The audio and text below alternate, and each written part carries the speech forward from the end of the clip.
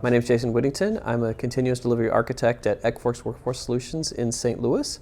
I began my life as a developer in the mid-90s, and I wrote code for a lot of years. Over the last 2 years or so, I've changed a bit from writing application code to worrying more about application delivery. In the summer of 2015, I was part of a project that was doing a large application migration that involved moving a lot of applications from one platform onto another. And at that time, we were using some internal software that had been written, in-house to do the types of things that NGINX does, so caching and routing and this sort of thing. And as part of our migration, we had difficulty porting that code. And it turned out to be fairly severe difficulty at one point that involved us being on the phone with vendors for, 7 days, 24 hours a day or something, trying to figure out how will we make this software make the jump to the new platform. And when we started doing that, when it was starting to look bad, I actually sat down to figure out, in the meantime, since this software was written, what's in the marketplace now that could maybe do the same job. And really there were two that came up almost immediately, which was HA proxy for proxying, and then NGINX. And at the time I didn't really know much about either of them. So I spent one evening and in about an hour with working with another guy. We stood up HA proxy and we made it work, and we demonstrated that it could do the job that our other software was doing. But then we kind of sat on it because our other stuff, we were able to make it work, and not a whole lot happened for a couple of months. But we still had decided at that point that it was obvious that we didn't want to continue using our homegrown software. That we wanted to move to something that was supported and that was, had active development on it, so that we didn't have to continue maintaining this bit of infrastructure.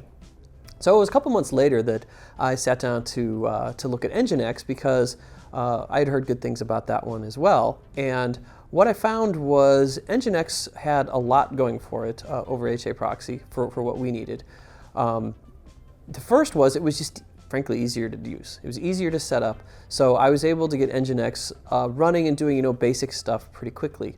And I was able to actually write some software to automatically take some of our configuration from our older in-house software and just transform it into NGINX, so that we could just run a tool and then boom, we're using NGINX. So that was kind of the first glimmer of this is probably a useful tool for us. As I started playing with it more and getting more familiar with it, I found that the application health monitoring features, the caching features, and a lot of the miscellaneous header manipulation features not only would let us replace our existing homegrown software, but actually would do a whole lot more to where we could replace other software beyond what we originally started with.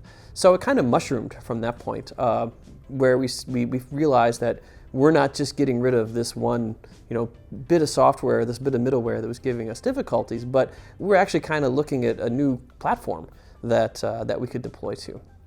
So that all kind of happened about a year ago, when we signed a contract and actually started adopting NGINX Plus for real. And ever since then, it's been great because, once a quarter or so now, I look forward to an update from NGINX where I get useful new features that we can use to materially improve our business. And I don't have to write it, I don't have to support it, it just comes to me for free, so it's great. At Equifax, we use NGINX primarily as reverse proxy. We don't do a lot of web serving with it, at least not yet. And so the features in NGINX Plus actually are arguably the ones that really lured us in. So the active health checks of upstream nodes, and the ability to dynamically alter the upstream groups so that we could kind of on the fly change the way we do stuff. Those are critical for what we want to do. In fact, in my talk, when I demoed blue-green, that was a central piece of the talk, was using script to manipulate your configurations on the fly. And that's allowing us to improve continuous delivery by doing blue-green deploys and canary deploys and other types of things, so that we can push updates into an environment, check them, and then just flip them live. Between NGINX and adopting Octopus Deploy, we've rapidly accelerated the rate at which we can push changes into production. The thing personally that I value most about NGINX is the way that it just works.